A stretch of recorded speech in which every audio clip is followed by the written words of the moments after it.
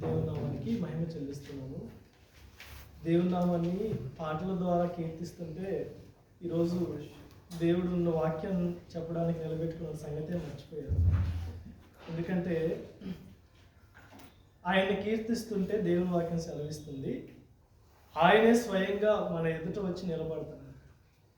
మన పరిస్థితులన్నీ మర్చిపోతాం ఆయన సన్నిధిలో మనం ఉంటే. అంతగా ఆయన మన నిమిత్తము ఆయన అంత ప్రేమ కలిగి ఉన్నాడు. గమనించండి. ఎందుకంటే నా ప్రియమైన సంగమా, ఆల్ నైట్ ప్రార్థన అంటే 3 ఆదివారాలు గడిపినట్టు లెక్క పెట్టుకుంటే. ఆదివారము వచ్చేసి సమయం చూసుకుని ఉన్న కొద్దిపాటి సమయాన్ని అన్ని రకాలుగా అన్ని విధాలుగా యూజ్ చేసుకొని త్వరగా పంపించడానికి ఆలోచన కలిగి ఉంటాం. ఎందుకంటే అందరూ హాస్టల్స్లో ఉంటారు కాబట్టి. అందుకని సంగమగా నేను దేవుని యొక్క పని బిడ్డగా నేను చెప్తుంది ఏంటంటే, ఇలాంటి ఆన్లైన్ ప్రార్థనలు, ఉపవాస ప్రార్థనలు, ఏమైనా మీటింగ్స్ ఉంటే ఏవి కూడా మిస్ చేసుకోవద్దు. ఎందుకంటే అవి ఒక ప్రత్యేకమైనవండి. ఎందుకంటే ఈ ఆన్లైన్ ప్రార్థనలో నీకు తెలియకుండానే నువ్వు ఒక విషయం చేస్తున్నావు. ఏం చేస్తున్నావంటే, నీకు నిద్ర ఎంతో అవసరం. నీ శరీరానికి నీకు ఆరోగ్యానికి నిద్ర ఎంతో అవసరం. నిద్ర నీకు లేకపోతే అనారోగ్యం పాలవుతావు.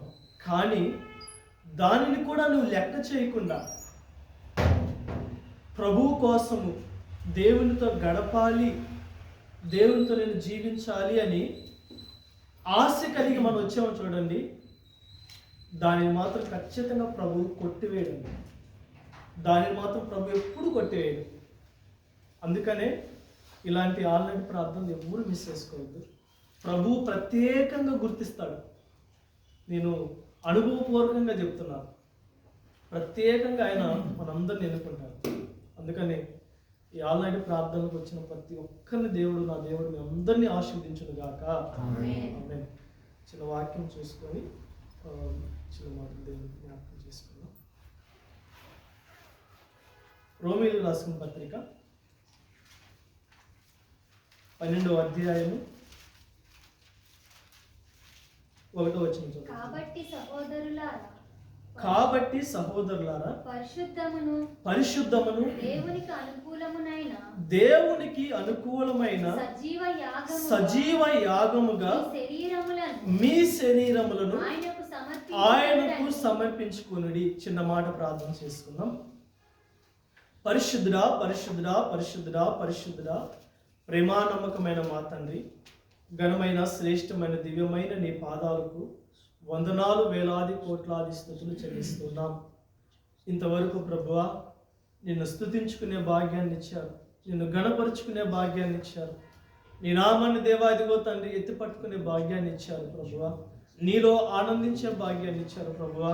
తండ్రి నాయన నీ ప్రత్యక్షతను అనుభవించే కృపనిచ్చారు తండ్రి. నీ సంఘములో అయ్యా మమ్మల్ని నిలబెట్టుకున్న విధానాన్ని బట్టి నీకు కృతజ్ఞతాస్తుతులు చెల్లిస్తున్నాం తండ్రి. నీవు జ్ఞాపకం చేసుకోండి అయ్యా. ఆశ కలిగిన ప్రాణాన్ని తృప్తిపరిచే నా కన్న తండ్రి అయ్యా తండ్రి, మీరే అయ్యా మమ్మల్ని దృష్టించమని వేడుకుంటున్నాం.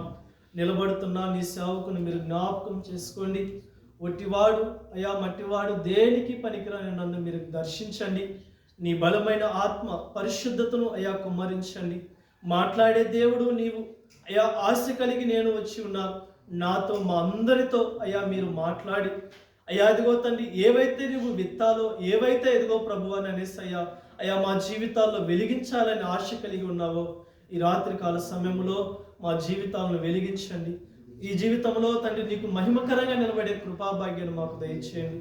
నేను మాట్లాడబోచున్నాను అని సెలవిచ్చిన దేవా, నీవే మాట్లాడి నీవే కనికరించి ముందుకు నడిపించండి. ఆటంకపరచు అలర్చే అంధకార దురాత్మలను, నిద్రపుచ్చు దయ్యపు చీకటి శక్తులను యేసు నామములో బంధిస్తున్నాము నాయన. నీ పాదాలు పట్టుకొని పెనుగులాడుచున్నాం ఈ రాత్రికాల సమయంలో. యాకోబు వలె గోజాలుచున్నాము తండ్రి. కనికరించి మా అందరితో అయా నీవే వాక్యము ద్వారా మాతో మాట్లాడమని వేడుకుంటూ నా ప్రియుడు రక్షకుడైన ప్రభు యేసు నామములో ఈ చిన్ని ప్రార్థనకు సమర్పిస్తూ ఉన్నాను తండ్రి. ఆమేన్. కూడి వచ్చిన మీ అందరికీ ప్రభు పేరు వందనాలు. దైవ సేవకులకు, దైవ సేవకులకి, అమ్మగారికి నా హృదయపూర్వక వందనాలు. మరి ఒకసారి చదువుకున్నామండి. కాబట్టి సహోదరులారా, పరిశుద్ధమును దేవునికి అనుకూలమైన సజీవ యాగముగా మీ శరీరములను ఆయనకు సమర్పించుకొనుడని. చాలండి. గమనించండి పిల్లరా, సాధారణంగా మన జీవితాలు ఏ ఆశ కలిగి ఉండాలంటే మన జీవితము దేవునికి సమర్పించుకునే రకంగా ఉండాలి. ఎందుకంటే దేవునికి ఎప్పుడైతే సమర్పించుకుంటామో, ఆ సమర్పణలో మనం ఉంటామో అనేక మేలులతో మనం నింపబడతామండి. అనేక మేలులతో మనం నింపబడతాం. సమర్పణ అంటే సాధారణంగా మనుషులే లేకపోతే ప్రార్థన విశ్వాసులు ఏం చెప్తారంటే, నేను ఎప్పుడో నా దేవుణ్ణి నా హృదయంలో చోటిచ్చాను దేవునికి, ఆయనకి ఎప్పుడో నేను ఇచ్చాను అని సాధారణంగా చెప్తూ ఉంటాం. అది మంచిదే. నేను మాకు ఒక మాట సెలవిస్తాను. ఏంటంటే, దేవునికి నీ హృదయంలో సమర్పణ కలిగి నీ చోటిస్తే, ఎప్పుడైతే నీ హృదయంలో దేవునికి చోటిస్తే నీ శరీరం ఏం చేస్తుందో తెలుసా? దేవుని పనిని చేస్తుంది. దేవుని కార్యాలు చేయడానికి నీ శరీరము పనిచేస్తుందండి. ఎప్పుడైతే నీ హృదయములో దేవునికి చోటిస్తావో, ఆ దేవుని ఆత్మ నీ శరీరాన్ని కంట్రోల్ చేస్తుంది. నా ప్రియమైన సంగమా, సజీవ సమర్పణ అనేది మన జీవితంలో ఉండాలండి. సజీవ సమర్పణ మన జీవితంలో లేదు కాబట్టి దేవుని ఆత్మ పని చేయకుండా శరీరము పనిచేస్తుంది ఈ దినాన. నా ప్రియమైన సంగమా, ఈ రాత్రికాల సమయంలో కొంచెం లోతుగా ధ్యానించుకుందాం. సమయం ఉంది కాబట్టి చిన్నగా ప్రశాంతంగా.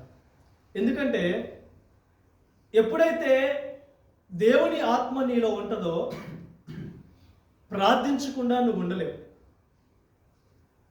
ఏమండి? ఎప్పుడైతే దేవుని ఆత్మ నీలో ఉంటుందో శరీరము అడ్డుగా ఉన్నా, వద్దు అని చెప్పినా బైబిల్ చదవకుండా నువ్వు ఉండలేవు. ఎప్పుడైతే దేవుడి ఆత్మ నీలో ఉంటే, ఆ సమర్పణ కలిగి నువ్వు జీవిస్తూ ఉంటే ఇతరులను ప్రేమించుతూ ఉంటావు. ద్వేషించకుండా నువ్వు మానుకుంటావు. ప్రేమ కలిగి జీవిస్తావండి. అందుకనే ఈరోజు తీసుకున్న అంశం ఏంటంటే, సంపూర్ణ సమర్పణ కలిగి మనం జీవించాలి. మనము ఆయనకు సమర్పించుకున్నప్పుడే దైవిక కార్యాలు మన జీవితంలో చూస్తామండి. దైవిక కార్యాలు మన జీవితంలో చూస్తాం.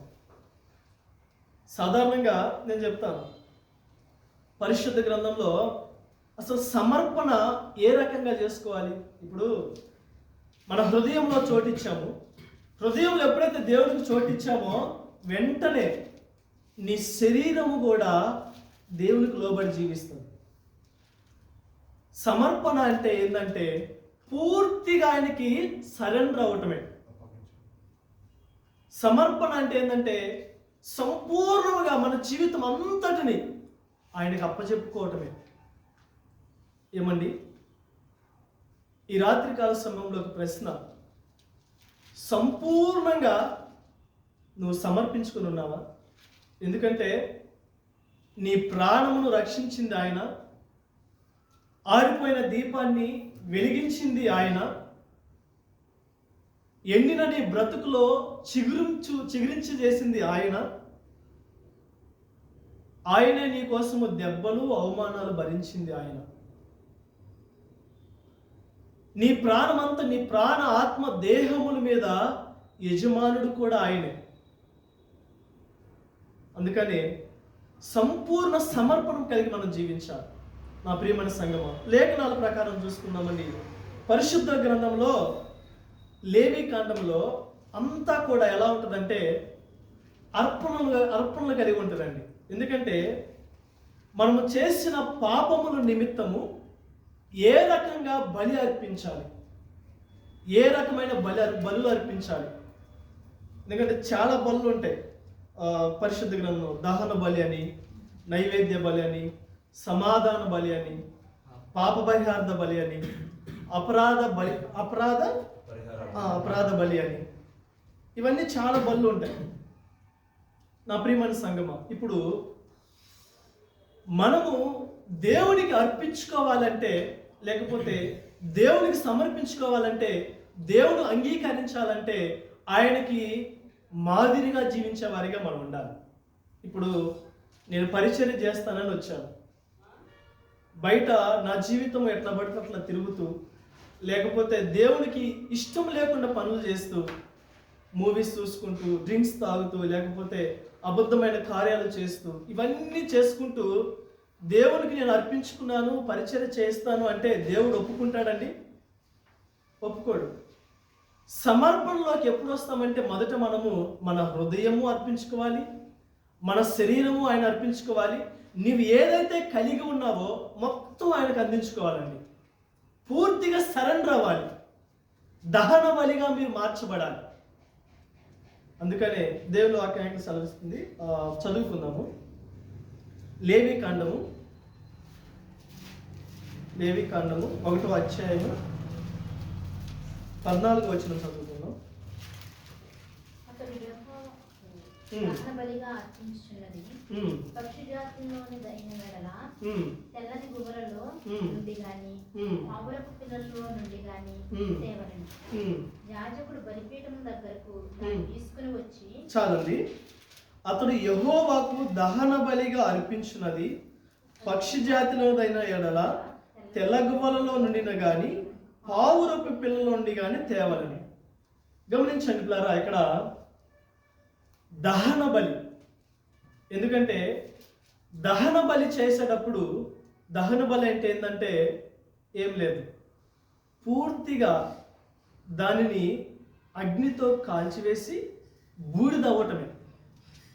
ఈ రోజుల్లో కూడా దహన బలి అంటే ఏంటంటే మన జీవితం అంతా కూడా పరిశుద్ధాత్మ అగ్నితోటి కాల్చబడి ఆయన కోసము పనిచేసేవారిగా ఉండాలి. ఆయన కోసము మన జీవితాన్ని అర్పించుకునే వారిగా ఉండాలి. అదే దహన బలి. ఇక్కడ పావురాన్ని తీసుకురమ్మన్నాడు దహన బలి నిమిత్తం. ఎందుకంటే పావురము బైబిల్లో మంచి ప్రవర్తన కలిగి ఉందండి. ఎందుకంటే దాని యొక్క ఆ పావురానికి బైబిల్లో ఎన్నో లక్షణాలు, ఒక విలువనిచ్చింది బైబిల్. నేను 6 విషయాలు చెప్తాను పావురం గురించి. చూసుకుందాం. మొదటిగా లేవి కాండము 5:7.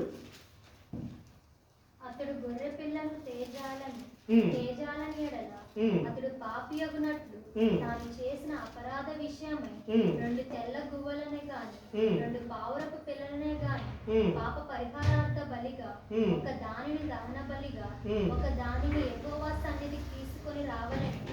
అతడు యాజకుని యొద్దకు వాటిని తెచ్చిన తరువాత అతడు పాప పరిహారార్థమైన దానిని మొదట నర్పించి దాని మెడ నుండి దాని తలను నిలుపవలెను గాని దాని నూడదీయకూడదు. అతడు పాప పరిహారార్థ బలి పశు రక్తముల కొంచెము బలిపీఠము ప్రక్కన ప్రోక్షింపవలెను. దాని రక్త శేషమును బలిపీఠము అడుగున పిండవలెను. అది పాప పరిహారార్థ బలి. విధి చొప్పున 2వ దానిని దహన బలిగా అర్పింపవలెను. చాలండి. ఇక్కడ పావురము దేవుడు కోరుకున్నది, ఆయన అంగీకరించింది. ఎందుకంటే ఈ యొక్క పావురము ఎలా ఉంది అంటే యొక్క గొర్రెను తీసుకురావడానికి, లేకపోతే సాధారణంగా పాత్రోత జీవితాల్లో గొర్రెను తీసుకురాలేని బిడ్డలు ఉంటారు, దాన్ని కొనలేని బిడ్డలు ఎంతోమంది ఉంటారు. గొర్రెను తీసుకొచ్చి బలి ఇవ్వాలన్నా ఆ స్తోమత లేని బిడ్డలు ఎంతోమంది ఉంటారు. అందుకనే పావురాన్ని తీసుకొచ్చి దహన బలిగా ఇవ్వాలని, సంపూర్ణంగా ఇవ్వాలని చెప్పి ఆశ కలిగి ఉంటారు.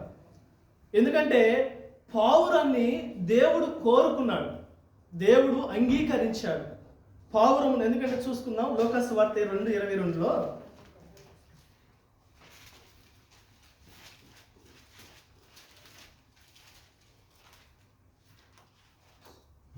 మోషే ధర్మశాస్త్రం చొప్పున వారు తమ్మును శుద్ధి చేసుకొని దినములు గడిచినప్పుడు ప్రతి తొలుచూలు మగపిల్ల ప్రభువుకు ప్రతిష్ఠింప చేయబడవలెను అని ప్రభు ధర్మశాస్త్రం ముందు రాయబడినట్టు ఆయనను ప్రభువుకు ప్రతిష్ఠించుటకును ప్రభు ధర్మశాస్త్రం ముందు చెప్పబడినట్టు గొవ్వల జతనైనను 2 పావురపు పిల్లలనైనను బలిగా సమర్పించుటకును వారు ఆయనను యెరూషలేమునకు తీసుకొని పోయేది. యెరూషలేమునందు సుమయోనను ఒక మనుష్యుడుండెను. అతడు నీతిమంతుడును భక్తిపరుడునై ఉండి ఇశ్రాయేలు యొక్క ఆదరణ కొరకు కనిపెట్టువాడు. పరిశుద్ధాత్మ అతని మీద ఉండెను. అతడు ప్రభువు యొక్క క్రీస్తును చూడక మునుపు మరణము పొందడని అతనికి పరిశుద్ధాత్మ చేత బయలుపరచబడి ఉండెను. ఆత్మవశుడై అతను దేవాలయంలోనికి వచ్చెను. అంతటా ధర్మశాస్త్ర పద్ధతి చొప్పున ఆయన విషయమై జరిగించుటకు తల్లిదండ్రులు శిశువైన యేసును దేవాలయంలోనికి తీసుకొని వచ్చినప్పుడు అతడు తన చేతులలో ఆయనను ఎత్తుకొని దేవుని స్తుతించుచు ఇట్లనెను, నాథా, ఇప్పుడు నీ మాట చొప్పున సమాధానముతో నీ దాసుని పోనిచ్చుచున్నాను. చాలండి. ఇక్కడ యేసోబు మరియమ్మ ఏం చేశారంటే యేసు ప్రభువుని సున్నత నిమిత్తమై ఆ యొక్క సన్నిధికి తీసుకొచ్చి బలి అర్పించడానికి పావురాన్ని తీసుకొస్తారు అక్కడ. ఎందుకంటే ఇక్కడ పావురాన్ని దేవుడు అంగీకరించాడు, కోరుకున్నాడు. పావురము ఎందుకు కోరుకున్నాడు చూసుకుందామండి. పావురము మొదటిగా ఏం చేస్తుందంటే, నేను చాలాసార్లు గమనించాను పావురాన్ని గురించి చెప్తాను. పావురంలో ఎప్పుడు కూడా కన్నీళ్లు కారుతూ ఉంటాయండి. పావురంలో ఎప్పుడు నీళ్లు కనపడతా ఉంటాయి. పావురం నేను గమనించినప్పుడు ఎందుకంటే అది ఎప్పుడు కూడా ఏడుస్తున్నట్టు ఆ దుఃఖంలో ఉంటుంది. దుఃఖించే పావురం. మనము కూడా ఎలా ఉండాలి అంటే సంపూర్ణ సమర్పణ కలిగి ముందు వెళ్ళాలంటే సంఘములో చేర్చబడిన మనము, దేవుణ్ణి ఆయన ఆత్మను మన హృదయంలో చేర్చుకున్న మనము మొదటిగా ఎలా ఉండాలి అంటే సంఘము నిమిత్తము పావురం వలె దుఃఖించే బిడ్డలుగా, ఎలాగా ప్రార్థించి కన్నీళ్లు పెట్టే బిడ్డలుగా మనం ఉండాలి. చూసుకుందాం రోమాపత్రిక యెషయా గ్రంథము 59:11 వచ్చింది. మేమందరము ఎలుగుబంట్ల వలె గుబ్బరించుచున్నాము, గోవల వలె దుఃఖరవము చేయుచున్నాము. న్యాయం కొరకు కాచుకొంచున్నాము గాని అది లభించుటలేదు, రక్షణ కొరకు కాచుకొంచున్నాము గాని అది మాకు దూరముగా ఉన్నది. మేము చేసిన తిరుగుబాటు క్రియలు నీ ఎదుట విస్తరించి ఉన్నవి, మా పాపములు మా మీద సాక్ష్యం పలుకుచున్నవి. మా తిరుగుబాటు క్రియలు మాకు కనబడుచున్నవి, మా దోషములు మాకు తెలిసే ఉన్నవి.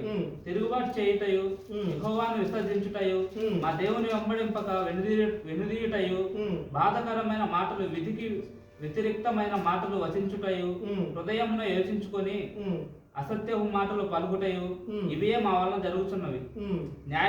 న్యాయమునకు ఆటంకం కలుగుచున్నది, నీతి దూరమున నిలుచుతున్నది, సత్యము సంత వీధిలో పడి ఉన్నది, ధర్మము లోపల ప్రవేశింపనేరదు. చాలండి. ఇలాంటి పాపము గుండా, ఇలాంటి దేవుని యొక్క అవిధేయత, దేవుని యొక్క మాట వినకుండా మనం జీవిస్తూ ఉంటాం. అదేవిధంగా రోమపత్రిక 8:26 చదువుకుందాం.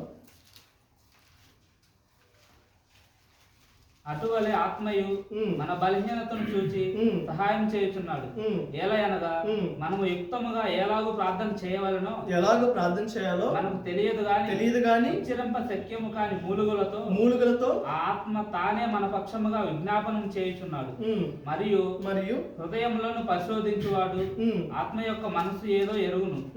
ఏలగనగా ఆయన దేవుని చిత్త ప్రకారము పరిశుద్ధుల కొరకు విజ్ఞాపన చేయుచున్నాడు. దేవుని ప్రేమించు వారు. చాలండి.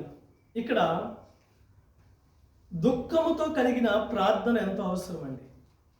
నేను సాధారణంగా అంశంలోకి వెళ్ళలేదు, కానీ పావురం గురించి కొన్ని విషయాలు చెప్పి నేను అంశంలోకి తీసుకెళ్తాను. మొదటిగా పావురం ఏం చేస్తుందంటే ఎప్పుడూ కన్నీళ్ళు పెట్టుకుంటూ ఉంటుంది. మనము సంఘంలో చేర్చబడిన మనము కూడా పావురం వలె ఎప్పుడు కూడా బిడ్డల నిమిత్తము, సంఘము నిమిత్తము ప్రార్థించేవారిగా, ఎలాగా కన్నీళ్లు పెట్టుకొని ప్రార్థించేవారిగా మనం మార్చబడాలి. అలాంటి బిడ్డలను దేవుడు కోరుకుంటాడు. మొదటిగా పావురాన్ని దేవుడు అంగీకరించాడు. దేనికి? బలి కోసం. రెండోదిగా పావురం ఏం చేస్తుందంటే పావురము దుఃఖిస్తూ ఉంటుంది. ఎలాగా? కన్నీళ్లు పెట్టుకొని దుఃఖిస్తూ ఉంటుంది. అలాంటి స్వభావాన్ని మనం అర్థం చేసుకోవాలి. ఏంటంటే మనము కూడా మొదట దేవుడు అంగీకారంలోకి మనం మార్చబడాలి. రెండోదిగా పావురం వలె దుఃఖించే బిడ్డలుగా పరిశుద్ధుల నిమిత్తము, సంఘమ నిమిత్తము, సేవకుల నిమిత్తము ప్రార్థన చేసే ఆ దుఃఖంలోకి మనం వెళ్ళాలి. ఎందుకంటే దేవుడు వాక్యం సెలవిస్తుంది, నీవు కన్నీళ్లు విడుచుట నేను చూశాను అన్నాడు. ఎప్పుడు కన్నీళ్లు నువ్వు కార్చావో ఆయన చూశాడు. ఎప్పుడు నువ్వు దేనికోసమైతే ప్రార్థిస్తున్నావో, లేకపోతే దేనికోసమైతే రోధిస్తున్నావో, దేనికోసమైతే బాధపడుచున్నావో, దేనికోసమైతే కన్నీళ్లు కారుస్తున్నావో ఆయన చూస్తూ ఉన్నాడు. నా ప్రియమైన సంగమా, ఈ దినాన ఈ రాత్రికాల సమయంలో ప్రత్యేకంగా మనల్ని ఎందుకున్నాడంటే ఆయన ఇచ్చిన పని నిమిత్తమే, ఆయన ఇచ్చిన బాధ్యతల నిమిత్తము మనందరము పావురం వలె నిత్యము ఆయన సన్నిధిలో కన్నీళ్లు కార్చే అనుభవంలోకి మనము మార్చబడాలి. రెండోది. మూడోదిగా చూసుకుందామండి. మూడోదిగా పావురం ఏం చేస్తుందంటే, ఇప్పుడు పావురము కనపడకపోయినా కానీ ఎప్పుడు కూడా ఒక మూలిగ వినపడింది. మనకి గుర్తుందా? అక్కడ మూలుగుతూ ఉంది అంటే పావురం ఉన్నట్టే. ఎస్కేల్ గ్రంథము 7:16 చూసుకుందాం.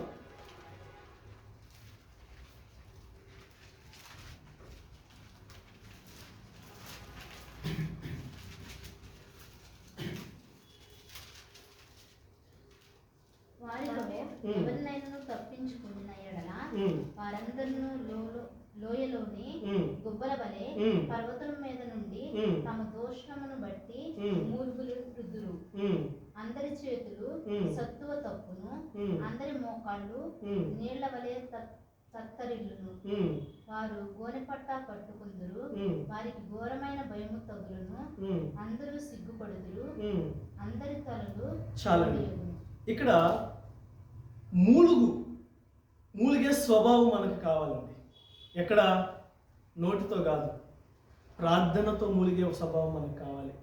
ఎందుకంటే సాధారణంగా ప్రార్థన ఎలా చేస్తారంటే విస్తారమైన ప్రార్థన, విస్తారమైన మాటలతో చేస్తారు, కానీ హృదయంలో మూలిగే స్వభావం ఉండదు. ఏమండి? చిన్న ప్రార్థన చేసినా కానీ విశ్వాసముతో కూడిన ఆ మూలుగ అనేది దేవునికి వినిపించట్లేదు. ఈ దినాన విస్తారంగా ప్రార్థన చేస్తున్నాం కానీ ఏది? నోటితోటి నిత్యము ఏ రకంగా ఎప్పుడు ఆగిపోకుండా, ప్రార్థనలో ఆగిపోకుండా సాగిపోయే బిడ్డలు ఈ దినాన కరువైపోయారు, కనపడట్లేదు. ఎందుకంటే సంఘము నిమిత్తము మూలిగే వాళ్ళు తరుగైపోయారు. సంఘము నిమిత్తం, ఎందుకంటే ఎప్పుడైతే నువ్వు మూలుగుతావో, ఎప్పుడైతే సంఘము నిమిత్తము ఆగిపోక ప్రార్థన గురించి, పావురం వలె నువ్వు ఎప్పుడు మూలుగుతూ ఉంటావు. ఏమండి? పావురము ఆగిన వెంటనే తన యొక్క వాయిస్ని ఆపేసిద్దా? వెళ్తానే మూలుగుతూ ఉంటుంది, ఆగిపోయినా మూలుగుతూనే ఉంటుంది. మన జీవితం అనే ప్రార్థన జీవితం కూడా ఎప్పుడైతే ఆగిపోకుండా మూలుగుతూ ఉంటావో, పరిశుద్ధాత్ముడు ఏం చేస్తాడంటే ఆగిపోకుండా మన ప్రార్థన జీవితాన్ని ముందుకు నడిపిస్తూ ఉంటాడు. మొదటిగా దహన బలి నిమిత్తము పావురాన్ని దేవుడు అంగీకరించాడు. రెండోదిగా పావురం ఏం చేస్తుందంటే కన్నీళ్లు కారుస్తుంది. మూడోదిగా ఏం చేస్తారంటే మూలుగుతూ ఉంటుంది. విశ్వాస జీవితంలో కూడా మనము దేవుడు అంగీకరించే బిడ్డలుగా మనం మార్చబడాలి. రెండోదిగా ఏమండి? సంఘము నిమిత్తము కన్నీళ్లు కాసి ప్రార్థించే వారిగా మనం ఉండాలి. మూడోదిగా ప్రార్థన ఆపివేసే బిడ్డలుగా కాకుండా మూలుగే స్వభావం, ఆగిపోకుండా మూలిగే స్వభావంలోకి మనం మార్చబడాలి. నాలుగోదిగా చూసుకుందామండి. ఆదికాండము 8:11. నాలుగోది, సాయంకాలమున అది అతని యొద్దకు వచ్చినప్పుడు ఉంచబడిన ఒలీవ చెట్టు ఆకు దాని నోట నుండే కనుక నీళ్లు భూమి మీద నుండి తగ్గిపోయినని నోవాహునకు తెలిపెను. అతడు ఇంకా మరి 7 దినములు తాలి ఆ పావురమును వెలుపలికి విడిచెను. ఆ తరువాత అది అతని యొద్దకు తిరిగి రాలేదు. చాలండి. ఇక్కడ నోవాహు దినాలలో పౌరాన్ని జ్ఞాపకం చేసుకుంటే, నోవాహు ఏం చేశాడంటే ఈ యొక్క భూమంతా సమాధానంగా ఉందా లేదా అని చెప్పి, ఈ నేల ఆరిపోయిందా లేదా అని చెప్పి పావురాన్ని పంపిస్తాడండి. పావురం ఏం చేస్తుందంటే అక్కడ సమాధానముగా ఉంది అని చెప్పి సమాధానాన్ని తీసుకొస్తుంది. పావురం ఏమండి సమాధానము తీసుకొస్తూ ఉంటుంది. చదువుకుందాం ఇంకా మత్తయి సువార్త 3:16లో.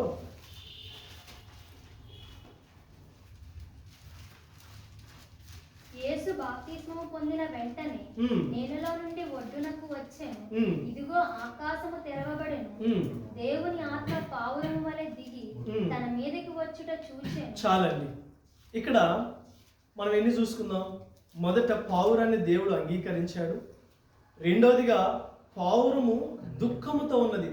అదేవిధంగా విశ్వాసిగా ఉన్న మన జీవితంలో కూడా పావురాన్ని ఏ రకంగా దేవుడు అంగీకరించాడో మనల్ని దేవుడు అంగీకరించాలి. దేనికోసము? దహన బలి కోసం. దహన బలి కోసము పావురాన్ని తీసుకొచ్చారు. ఎందుకు? పావురాన్ని దేవుడు అంగీకరించాడు. రెండోదిగా దుఃఖముతో ఉన్నది. ఏ రకంగా? ప్రార్థించే బిడ్డలుగా. మూడోదిగా పావురము మూలిగే స్వభావంతో ఉంది. నాలుగోదిగా పావురము సమాధానాన్ని తీసుకొచ్చింది. ఐదోదిగా పావురము పరిశుద్ధాత్మతోటి పోల్చబడింది. పరిశుద్ధాత్మ స్వరాన్ని మనం విన్నామండి. ఆరోదిగా చూసుకుందాం మత్తయి సువార్త 10:16. నేను 6 కొన్ని విషయాలు చెప్పి మెసేజ్లోకి వెళ్తాను. ఇదిగో తోడేళ్ల మధ్యకు గొర్రెలను పంపినట్టు నేను మిమ్మల్ని పంపుచున్నాను గనుక పావురము వలె వివేకులను పావురము వలె నిష్కపటులనై ఉండుడి. చాలండి. ఇక్కడ పావురం వలె నిష్కపటమై ఉండాలంట. 6 విషయాలు పావురం గురించి మనం నేర్చుకున్నాం. పావురం ఎలా, ఏ స్వభావంతో? దేవుడు బలి కోసము తీసుకున్నాడు, అంగీకరించాడు. రెండోదిగా ప్రార్థన యందు కన్నీళ్లు కారుస్తుంది. మూడోదిగా మూలుగుతూ ఉంటుంది. నాలుగోదిగా సమాధానము కలిగింది. ఐదోదిగా పరిశుద్ధాత్మతో నింపబడింది. ఆరోదిగా నిష్కలంకమైనది. నా ప్రియమైన సంగమా, నేను ఇందాక నుంచి పావురం అన్నాను, కానీ ఈ పావురము ఎవరో కాదు, నీవు నేనే. ఈ పావురము నీవు నేనేనండి. మీకు అర్థం అవటానికి పావురం అని చెప్పాను, కానీ ఈ దినాన ఇప్పుడు ఈ 6 విషయాల్లో మనం ఒకసారి మన పేరుని పెట్టుకుందాం. మన పేరుని పెట్టుకొని 6 విషయాలు ఒకసారి జ్ఞాపకం చేసుకుందాం. నేను అన్నాను కదా, దేవుని ఆత్మ మన హృదయంలో ఉంటే, నేను అంశంలోకి వస్తాను. దేవుని ఆత్మ మన హృదయంలో ఉంటే మన శరీరము దేవుని కార్యాలు చేయడానికి మొదటి ప్రాధాన్యత ఇస్తుంది. ఏమండి? అప్పుడే నీవు సంపూర్ణముగా దేవుని కోసము దహించిపోతున్నావని అర్థం. దహన బలి కోసము నువ్వు సిద్ధంగా ఉన్నావని అర్థం. ఏ రకంగా? ఒక పావురము వలె నీవు నేను దహన బలి కోసం సిద్ధంగా ఉన్నాము. దహన బలి కోసము నీవు నేను దేవుని పని కోసము సిద్ధంగా ఉండాలి అంటే మొదటిగా దేవుడు అంగీకరించే బిడ్డగా నీవు నేను ఉండాలి. రెండోదిగా దేవుని కోసము దేవుడిచ్చిన పనిని కన్నీళ్లు కాచి ప్రార్థించి దేవుడిచ్చిన పనిని సాధించే వారిగా, సంఘము నిమిత్తము కన్నీళ్లు కాచే బిడ్డగా మనం ఉండాలి. మూడోదిగా దేవుడిచ్చిన పనిని ఆపివేయకుండా ఆయన వచ్చేంత వరకు మూలుగుతూ ఉండాలి. పరిచర్యలో, ప్రార్థనలో, వాక్యములు, అన్ని విషయాల్లో దేవుడిచ్చిన పనిని ముందుకు నడిపిస్తూ ఉండాలి.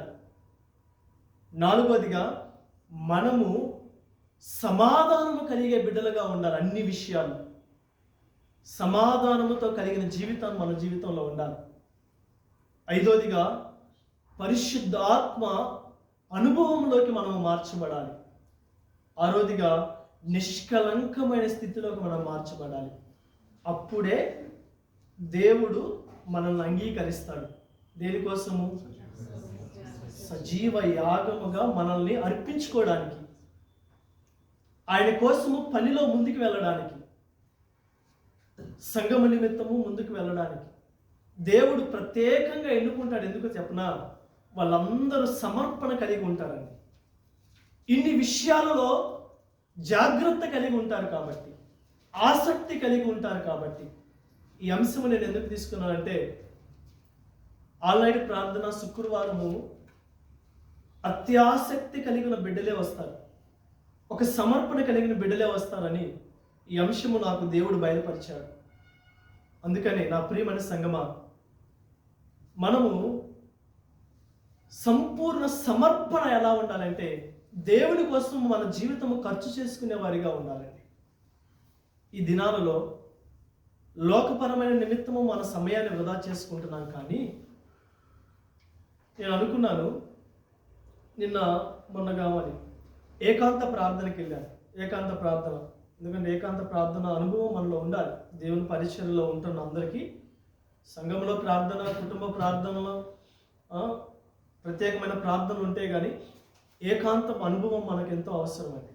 ఏకాంతం అనుభవం అంటే ఏం లేదు, ఏ మనిషి కనపడిన చోటుకి వెళ్ళటం, ప్రశాంతంగా ఎవరు డిస్టర్బ్ చేయని చోటుకి వెళ్ళటం, ఇంకా సమయాన్ని మర్చిపోయి ఇంకా ప్రభుతోనే గడపటం, ఇంకా ప్రభువు మాట్లాడి ఇంకా చాలు అన్నంత వరకు ఏకాంత ప్రార్థన ఉండాలి. దేవుని పరిచర్యలో మీరు వస్తున్నారు, దేవుని పని కోసం మీరు ఎన్నుకుంటున్నారు, దేవుని ప్రత్యక్షత కోసం మీరు ఎన్నుకొనబడ్డారు. ఏకాంత ప్రార్థన ఎంతో అవసరమని చెప్తున్నారు. ఏకాంత ప్రార్థనకి వెళ్ళినప్పుడు నేను ఒక స్థలంలో కూర్చొని ప్రార్థిస్తున్నప్పుడు నేను ఆలోచన చేశాను. ఆకాశం వైపు చూస్తే ఆకాశం ఎంతో పెద్దదండి. ఈ భూమి ఆకాశం చూసుకుంటే ఊహించుకోవడానికే మనము ఒక మట్టి పురుగులాగా ఉన్నాం. నేను అప్పుడు అనుకున్నాను, ఇంత మట్టి పురుగు ఒక 4-5 అంతస్తులు ఎక్కితేనే కిందున్న మనిషి ఒక చీమలాగా కనిపిస్తాడే. ఈ లోకాన్ని, ఈ విశ్వాన్ని మనం చూసుకున్నప్పుడు, ఈ లోకం అంతటిని ఒక్కసారి మనము జ్ఞాపకం చేసుకున్నప్పుడు, సముద్రంలో చేప ఎలాంటి ఉంటుందండి, ఈ విశ్వంలో నన్ను నేను జ్ఞాపకం చేసుకుంటే ఎలా ఉందంటే, అసలు నేను కనపడతానా? అసలు నేను కనిపిస్తానండి? నాకంటే చెట్టు ఎంతో పెద్దగా ఉంటుంది, నాకంటే లేకపోతే సముద్రం ఎంతో పెద్దగా ఉన్నది, జంతువులు ఎంతో పెద్దగా ఉన్నాయి కొన్ని. కానీ ఎందుకు పనికిరాని వాణ్ణి ఈ లోకము అంతటిని దేనికోసం చేశాడు? నా కోసం చేశాడు. అసలు ఎంత ప్రేమ కలిగిన వారిని వదిలిపెట్టి లోకములో ఉన్న వారి కోసము సమయాన్ని వృధా చేసుకోవడం ఎందుకు? అసలు నేను సమర్పించుకోవాల్సింది ఎవరికి? అసలు ఈ సృష్టి అంతా చేసింది ఆయన. నా ఆలోచన మొదట ఎవరి నిమిత్తం ఉండాలి? ఆయన నిమిత్తం ఉండాలి కదా. అందులో పుట్టిందే ఈ అంశం, సమర్పణ అనేది తీసుకున్నాను. నా ప్రియమైన సంగమా, ఒక్కసారి మనం ఆలోచన చేస్తే విశ్వమంతటిలో, ఈ లోకమంతటికి యజమానుడు ఆయన, సర్వానికి యజమానుడు ఆయన. ఆయనకు లోబడకుండా, ఆయనకి నీ జీవితాన్ని అర్పించకుండా, నీ జీవితం అంతా ఆయనకి ఇవ్వకుండా ఎవరికి ఇవ్వాలని నేను అనుకున్నాను. భ్రమలో జీవిస్తున్నానేమో అనిపించింది. అప్పుడు అనిపించింది, నన్ను పోషిస్తుంది ఆయన, నన్ను నడిపిస్తుంది ఆయన, బలపరుస్తుంది ఆయన. ఆయనకి నా జీవితాన్ని ఇవ్వకుండా, నేను సమర్పించుకోకుండా లోకములో ఉన్న వాటి నిమిత్తమే సమర్పించుకుంటే, ఆయన కోసము దహన బలి నిమిత్తము మనల్ని ఎలా ఎన్నుకుంటాడండి?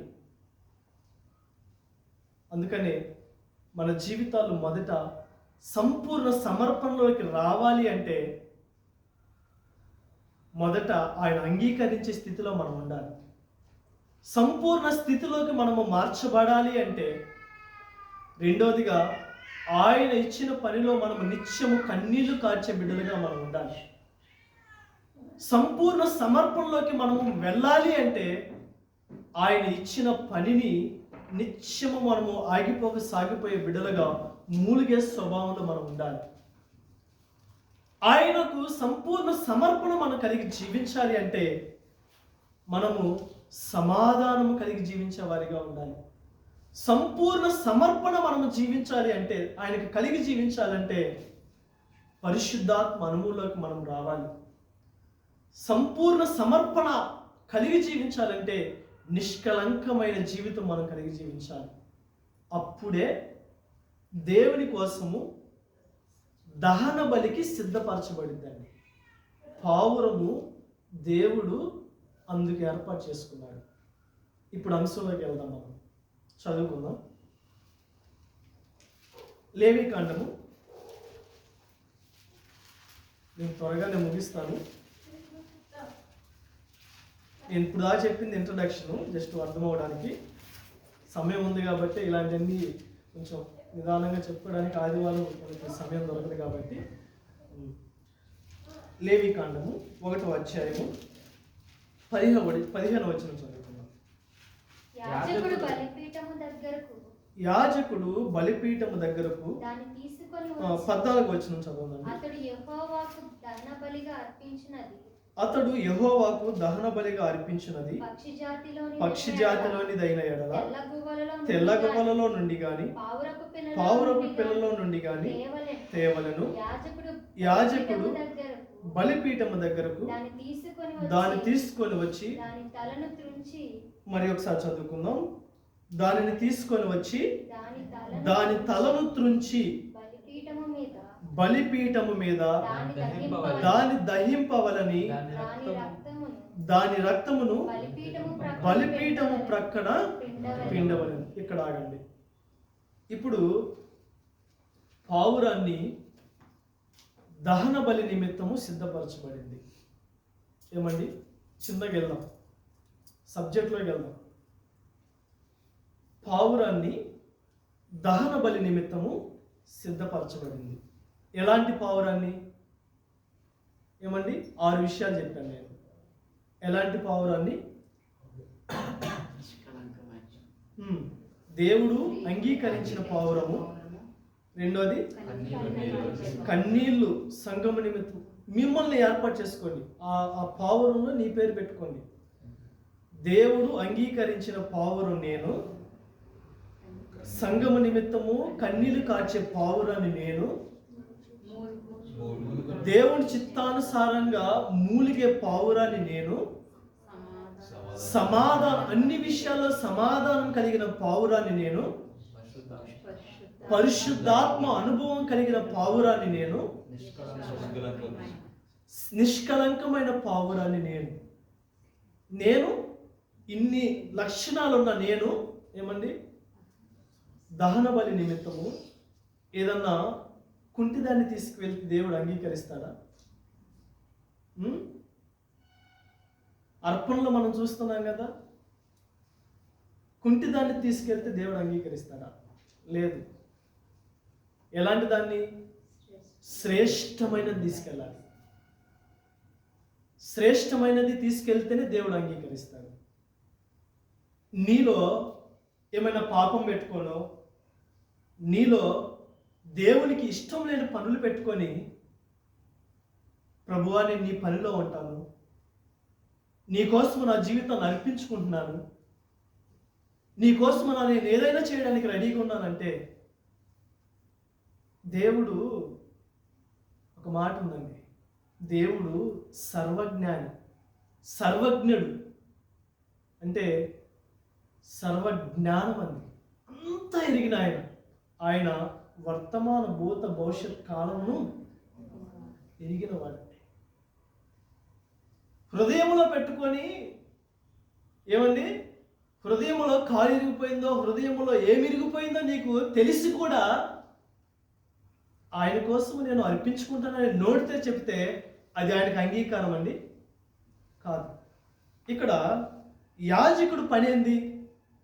యాజకుడు పని ఏమండి? సేవకుడు పని ఏందండి? ఇక్కడ చూసుకుందాం. మళ్ళీ ఒకసారి 14-15 చిన్నగా తీసుకెళ్తాను నేను సబ్జెక్ట్లోకి. అతడు యెహోవాకు దహన బలిగా అర్పించినది పక్షి జాతిలోనైన ఎడల తెల్ల గువ్వలలో నుండి గాని పావురపు పిల్లల నుండి గాని తేవలను. యాజకుడు బలిపీఠం దగ్గర దాన్ని తీసుకుని వచ్చి దాని తలను త్రుంచి బలిపీఠం మీద దాన్ని దహింపవలను. దాని రక్తమును బలిపీఠము ప్రక్కన పిండవలను. మరియు దాని మలముతో దాని పొట్టును ఊడదీసి. చాలండి. ఇక్కడ యాజకుడు ఏం చేశాడంటే ఒక పావురాన్ని దేవుని కోసము దహన బలిగా అర్పించడానికి, దేవుని కోసం అండి, యాజకుడి కోసం కాదు, సేవకుడి కోసం కాదు, దేవుని కోసము దహన బలి అర్పించడానికి పావురాన్ని తీసుకొచ్చాడు. పావురాన్ని ఏం చేస్తున్నాడంటే మొదట తలని విరిచేశాడు. తలని విరవాలి. ఇది ఒక ప్రణాళిక అండి. ఎందుకంటే ఈ యొక్క లేవికాండములో ఆనాడు దేవుని యొక్క ఏర్పాటు ద్వారా మనకి ఇచ్చినది ఒక క్రమం లాంటిది. ఖచ్చితంగా ఇది ఇలానే చేయాలని చెప్పి దేవుడు రాసి పెట్టించాడు. ఎప్పుడైతే పావురాన్ని పట్టుకొని యాజకుడు తలని విరిచేస్తే ఈ మొండెముని శరీరాన్ని గుర్తుపట్టగలమా? గుర్తుపట్టలేమండి. దహన బలి కోసము నువ్వు ఏర్పాటు చేయబడ్డావు. దహన బలి కోసము నువ్వు అనేక విషయాల్లో నీవు తగ్గింపు తన హృదయముతోటి ఎవరి కోసము? దేవుని కోసము నువ్వు దహన బలి కోసం వచ్చావు. దేవుని కోసము నీ జీవితాన్ని అర్పించుకోవడానికి వచ్చావు. దేవుని పనిలో నువ్వు నిమగ్నం అవ్వడానికి నువ్వు వచ్చావు. ఈ దినాన దహన బలి కోసము నువ్వు ఏర్పాటు చేయబడ్డావు. ఎక్కడ? సేవకుని యొద్ద నేర్చుకుంటున్నావు. ఇప్పుడిప్పుడే వాక్యము ద్వారా నేర్చుకుంటున్నావు. ప్రార్థన ఎలా చేయాలో నేర్పించుకుంటున్నావు.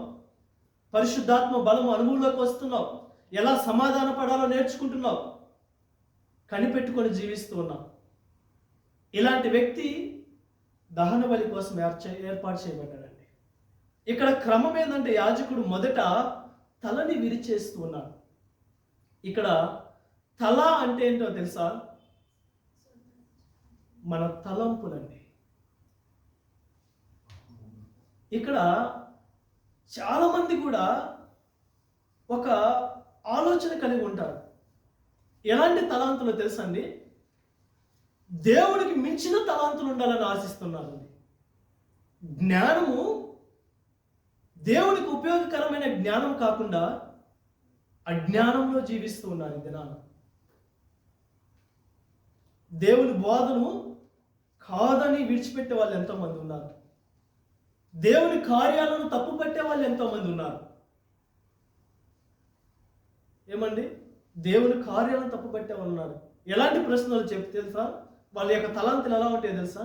దేవుడు సరిగా ఆయనకి జ్ఞానం లేదు, దేవుడు ఇన్ని కష్టాలు ఇలానే పెడుతున్నాడు ఏంది, అసలు దేవుడు అన్నవాడు ఇలా ఎందుకు పెడతాడు, దేవుడు అన్నవాడు నన్ను ఎందుకు నలగొడబడతాడు, దేవుడు అన్నవాడు ఇలా ఎందుకుంటాడు అని, ఇలా చేయకపోతే ఇలా చేయొచ్చు కదా, ఇలా ఉండొచ్చు కదా అని లోకంలో ఉన్న తలాంతులతోటి, లోకంలో ఉన్న జ్ఞానంతో ఆలోచిస్తూ ఉన్నారండి. దేవుడు సర్వజ్ఞాని అయి ఉన్నాడు, దేవుడు సృష్టికర్త అయి ఉన్నాడు, నీకు యజమానుడై ఉన్నాడు. ఆయననే ప్రశ్నించవలసి వేశారు ఈ దినాన. ఎవరితోటి?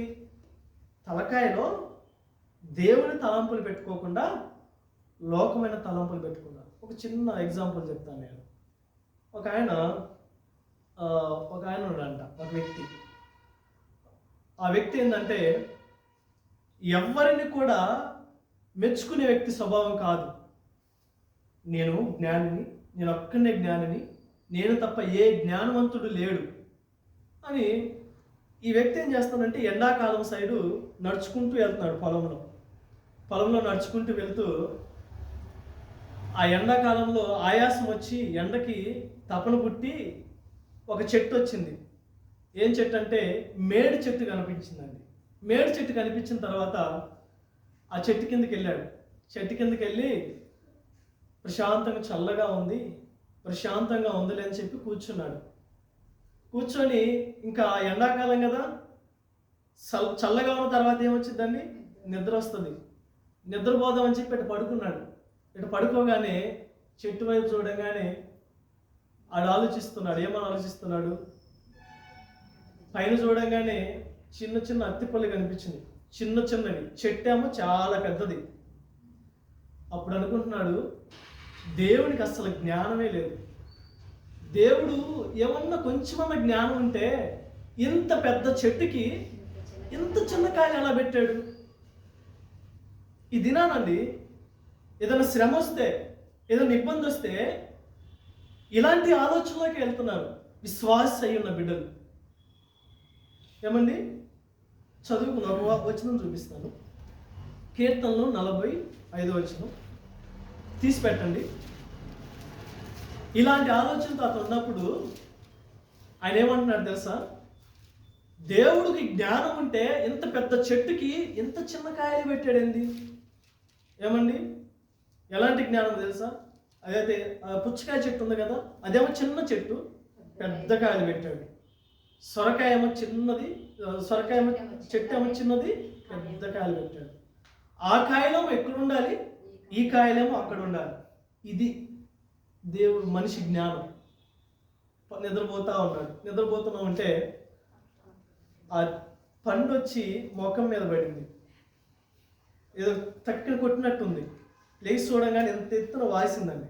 వాసేలేకే పైన చూసుకున్నాడు, ఏం పడిందంటే అరటిపండు పడింది. పడి దెబ్బ తగిలి అనుభవించి లెగిసిన తర్వాత తనకు జ్ఞానం వచ్చింది. ఏందో తెలుసా? దేవుడే నిజమైన జ్ఞాని. ఎందుకో చెప్పనా? ఆ అరటిపండు ఇక్కడ ఉంది కాబట్టి, చిన్నకాయ కాబట్టి చిన్న దెబ్బ తగిలింది, బ్రతికాను నేను. అదే పుచ్చకాయ ఇక్కడ ఉంటే, గుమ్మడికాయ ఇక్కడ ఉంటే ఏమైపోయిందండి? ఈ పాటికి ముఖం పోయలేదు కాదు, నేనే ఉండేవాడిని కాదు. ఈ దినాన విశ్వాసుల యొక్క తలాంతులు కూడా ఎలానే ఉన్నాయండి. శ్రమ వచ్చిన వెంటనే దేవుడు మనల్ని అందరిని చేస్తే ఆయనకి సలహాలు ఇచ్చేవాళ్ళు తయారయ్యారు.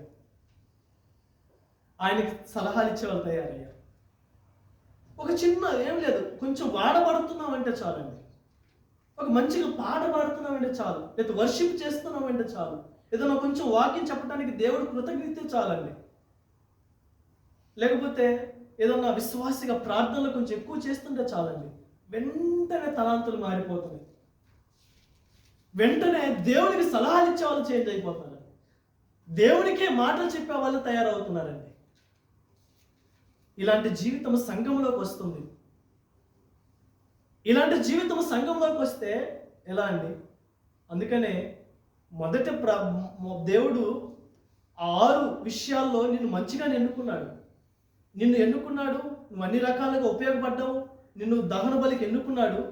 కానీ ఇంకను దేవుని పని కోసం ఏర్పాటు చేయబడే బిడ్డలే దేవుని జ్ఞానంతోటి నింపకుండా దేవునికే జ్ఞానం చెప్పే వాళ్ళు తయారవుతున్నారు. కీర్తన 45వ వచనం చదువుకుందాం. నీ బాణములు వాడిగలవి, ప్రజలు నీ చేత కూలుదురు. నీ బాణములు రాజు శత్రువుల గుండెలో చొచ్చును. దేవా, నీ సింహాసనం నిరంతరము నిలుచును. నీ రాజదండము న్యాయార్థమైన దండము. నీవు నీతిని ప్రేమించి. అమ్మా, ఎక్కడ చదువుతున్నావు? యెహోవా నా దేవా, నీవు మా ఎడల జరిగించిన ఆశ్చర్య క్రియలను, మా ఎడల నీకున్న తలంపులు నీ తలంపులు బహు విస్తారములు, వాటిని వివరించి చెప్పేదని అనుకుంటున్నా. అవి లెక్కకు మించి ఉన్నవి. నీకు సాటి అయిన వాడు ఒకడును లేడు. బలులైన నైవేద్యములైన నీవు కోరుటలేదు. నీవు నాకు చెవులు నిర్మించి ఉన్నావు. దాన బలులైనను పాప పరిహారార్థ బలులైనను నీవు తెమ్మనలేదు. చాలండి. కీర్తనలో 94:11 చదువుతున్నాం. నరుల ఆలోచనలు వ్యర్థములని. ఏమండి? నరుని యొక్క ఆలోచన ఎలా ఉన్నాయి? వ్యర్థములని యెహోవాకు తెలిసి ఉన్నవి. చాలండి. దావీదు గొర్రెలు కాచుకుంటూ ఉన్నాడు. దావీదు యొక్క ఆలోచనలు ఎలా ఉంటాయి? ఏమండి? గొర్రెలను మంచిగా మేపాలని ఆలోచన, గొర్రెలు తప్పిపోకుండా కాపాడాలని ఆలోచన. దావీదు ఇంకను ఏమైనా ఆలోచిస్తాడు, ఇంకా మందలు ఇంకా పెంచాలని ఆలోచన. దావీదు ఇంకను మందలను మేపి ఇంకా అనేక బిడ్డలకు అమ్మాలని ఆలోచన ఉంటుంది. తన ఆలోచన అంతా కేవలము గొర్రెలు కాపాడే స్థితిలో ఉంటాడు. కానీ దేవుని ఆలోచన ఏమై ఉన్నది? గొర్రెలు కాచుకునే దావీదుని రాజును చేయాలని ఆలోచన. దేవుని ఆలోచన అట్టుండే, మనిషి ఆలోచన ఎటువంటి అండి. ఎలాగా? ఇక్కడ దెబ్బ తగిలించుకునే రకంగా ఉంటాయి. అందుకనే దహన బలి కోసము యాజకుడు మొదట ఏం చేస్తాడంటే మెడను విరిచేస్తాడు. సేవకుల దగ్గరకు మనం వస్తున్నప్పుడు, దేవునికి దగ్గరకు వస్తున్నప్పుడు దేవుడు మొదట ఏం చేస్తాడో తెలుసా? నీవు ప్రార్థన చేస్తావు, కన్నీళ్లు కారుస్తావు, సమాధానం కలిగి ఉన్నావు, పరిశుద్ధాత్మ బలముతో నింపబడి ఉన్నావు, నిష్కలంకమైన జీవితం జీవిస్తున్నావు, దహన బలి కోసం నువ్వు సిద్ధపరచబడ్డావు. అయినను వీటి ద్వారా నీ జీవితంలోకి దేవుని యొక్క తలాంతులు కాకుండా లోకమైన తలాంతులు ఏర్పడ్డాయండి. ఇది నా సంఘంలో కూడా ఒక మంచి పాట పాడుతున్నామంటే చాలు, ఇంకా కాళ్ళు ఎగరేస్తారు. ఒక మంచిగా ఆరాధన చేస్తుంటే చాలు, నాకంటే ఎవరు ఆరాధన చేసేవాళ్ళు లేరని ఎవరు భ్రమపరుస్తున్నాడు? సాతానుగాడి యొక్క భ్రమను వెళ్ళి దేవుని యొక్క తలాంతులు ఏదండి, దేవుణ్ణి ఆరాధిస్తామని వాడు మర్చిపోయి నాకంటే గొప్ప ఆరాధికులు లేడన్న తలాంతులకు వెళ్తున్నాడు. ఏమండి? అలాంటి అహంకారంతో జీవిస్తూ ఉన్నాం. మొదట నీవు దేవునికి సంపూర్ణంగా సమర్పించుకొని దేవుని పనిలో నీవు ఉండాలి అంటే నీవు దహన బలిలో మొదట నువ్వేం చేయాలో తెలుసా? నీ మెడను విరిచేసుకోవాలి, నీ తలను విరిచేయాలండి. అప్పుడే దేవునికి చదువుకుందాం, మళ్ళీ దాన్ని చదువుకుందాం. లేవికాండము. యాజకుడు బలిపీఠం దగ్గరకు దాన్ని తీసుకుని వచ్చి దాని తలను త్రుంచి బలిపీఠం మీద దాన్ని దహింపవలెను. దాని రక్తము బలిపీఠం ప్రక్కన పిండవలెను. దాని రక్తము బలిపీఠము ప్రక్కన పిండవలెను. మొదటిగా ఏం చేయాలో తెలుసా? దేవుని తలాంతులకు నీవు లోబడాలి. నీవు పరిచర్యలోకి వస్తున్నావు, నిన్ను ఎన్నుకున్నాడు దేవుడు. మొదట నువ్వేం చేయాలి తెలుసా? బలి అవుతున్నా నీవు, ఆయన కోసము నువ్వు అగ్ని జ్వాలకు వెళుతున్నావు, నీవు దహన బలిగా నువ్వు అర్పించుకుంటున్న నీ జీవితాన్ని మొదటిగా నువ్వేం చేయాలి తెలుసా? నీ తలాంతులు వాడొద్దండి, నీ జ్ఞానము పని చేయకూడదండి. ఆయన తలాంతులు పనిచేసే వారిగా ఉండాలి. ఆయన తలాంతులు ఎలా తెలుసా? గొర్రెలు కాచుకునే దావీదుని రాజు చేయాలని. నీ తలాంతులతో వాడేవాడు తెలుసా? నువ్వు పరిచర్య నిమిత్తం ముందుకెళ్ళాలనుకుంటున్నావు, నీ కుటుంబాన్ని నడిపించాలని ముందుకెళ్తున్నావు, దేవుని తలాంతులు కాకుండా నీ జ్ఞానము వాడేవాడు తెలుసా? ప్రాణము పోగొట్టుకునే స్థితిలో మన జీవితాలు ఉంటాయి. శ్రమలో దేవుని యొద్దకు రాకుండా సాతాను గడికి మన జీవితాలు అప్పు చెప్పుకునే స్థితిలోకి వెళ్తామండి. అందుకనే మన తలాంతులు పని చేయొద్దు.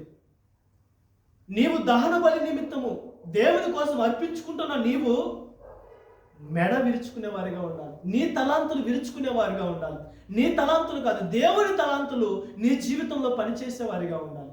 అందుకనే నా ప్రియమైన సంగమా, మూడు విషయాలు నేను పంచుకుంటాను. ఎందుకంటే అంతకుముందు 6 విషయాలు ఉన్నాయి కదా, అది 6 విషయాలు జస్ట్ ఇంట్రొడక్షన్.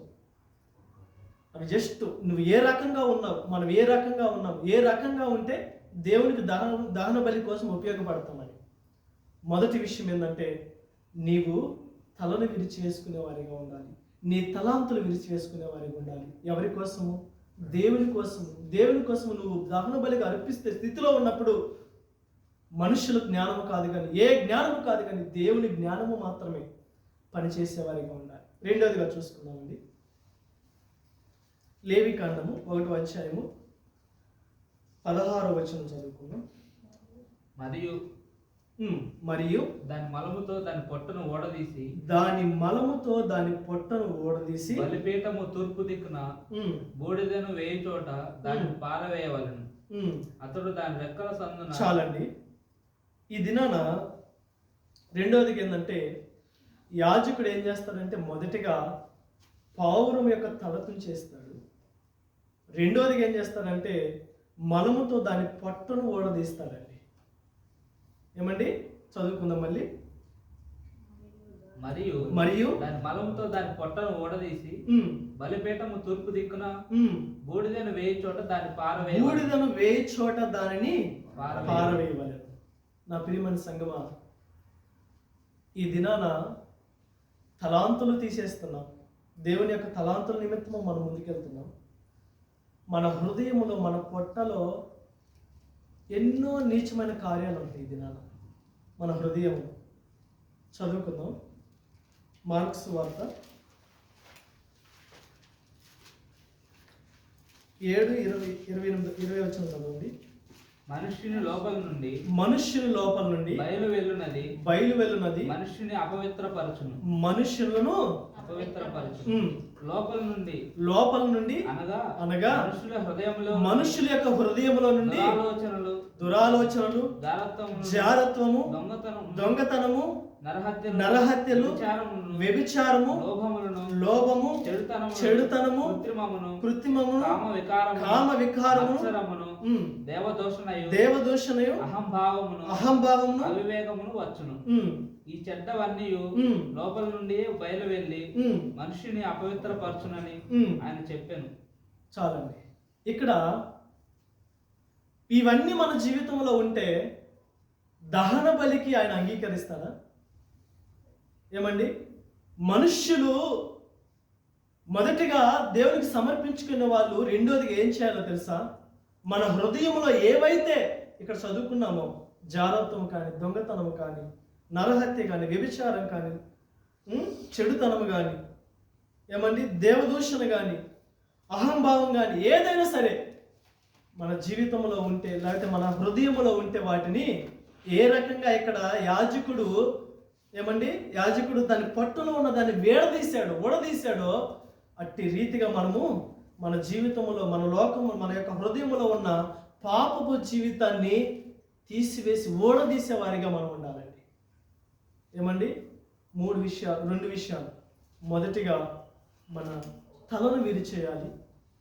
అప్పుడే దేవుడు క్రమం అనేది ముందుకు నడుస్తూ ఉంటాడు. రెండోదిగా పొట్టలో ఉన్న దాన్ని ఊడదీసి బలిపీఠము ముందు ఆ బూడిద వేసి దగ్గర వేయాలి. ఎక్కడండి బూడిద? ఎక్కడ ఉండిద్దండి? మొత్తం కాల్చబడి మొత్తం అణిగిపోయి ఇంకేమీ ఉండదు, బూడిద అంతే ఉండిద్ది. మన జీవితం కూడా ఎలా ఉండాలి తెలుసా? మన హృదయంలో ఉన్న ప్రతి పాపము కూడా బూడిద వలె కాల్చబడే వారిగా ఉండాలండి. దహన బలి విషయంలో రెండోది ఏంటంటే, మనము ఆయన కోసము మన జీవితంలో ఏదైతే ఆయనకి మనకు అడ్డుగా ఉన్నదో ప్రతి పాపమును విడిచిపెట్టి, అది వ్యభిచారమైనా సరే, అది ఏదైనా సరే, జారత్వమైనా సరే, అహంకారమైనా సరే, ఏదైతే ప్రభువుకు ఇష్టం లేదో దాన్ని నీవు తుడిచిపెట్టేవారిగా ఉండాలండి. అప్పుడే క్రమం అనేది ముందుకు నడుస్తూ ఉంటుంది. ఏమండి, దహన బలి ఎందుకు తీసుకున్నారో తెలుసా? ఈ దినాన దహన బలి అంటే ఏమీ లేదు. దహన బలి అంటే మనల్ని మనం సమర్పించుకోవటమే. దీన్ని పోల్చి నేను చెప్తూ ఉన్నాను. దీన్ని పోల్చి మీకు అర్థమయ్యే విధంగా నేను చెప్తూ ఉన్నాను.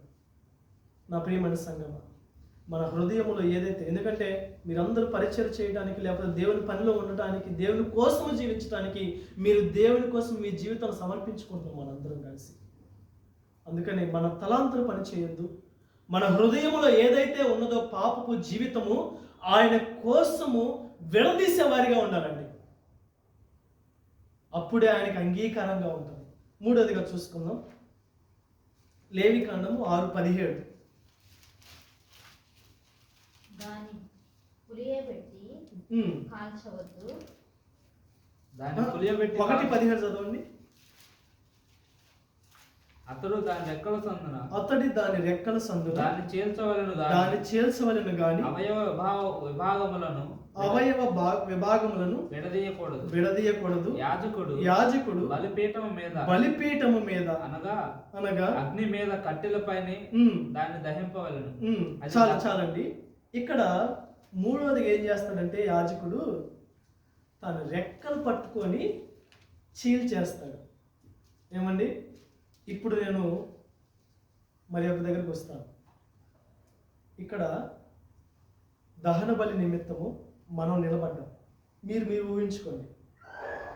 ఏమండి, మొదట నీ తలను విరిచాను, బలిపీఠం ఎద్దు నుంచున్నాం దహన బలి నిమిత్తం. ఏవి ఆ 6 అంశాలు, 6 జ్ఞానం కలిగిన 6 విషయాలు నీలో ఉన్నాయి. నీవు అనుభవించావు, దేవుడు నిన్ను అంగీకరించాడు. ప్రత్యేకంగా దేవుని కోసము దహనం అవ్వాలని చెప్పి దేవుని పనిలో రావడానికి నువ్వు సిద్ధపడుతున్నావు. మొదటిగా నువ్వు నిలబడి నీ తలాంతులను విరిచేస్తూ ఉన్నావు. దహన బలి ఎవరి కోసం అర్పిస్తున్నావండి? నువ్వు ఎవరి కోసం నీ జీవితాన్ని అర్పించుకుంటున్నావండి? దేవుని కోసం నువ్వు అర్పించుకుంటున్నావు. మొదట నీవు నీ తలాంతులు పని చేయకుండా దేవుని తలాంతులు పనిచేసేవారిగా నీ జీవితము మార్చబడాలి. రెండోదిగా నీ హృదయములో ఉన్న పాపమును విడదీసి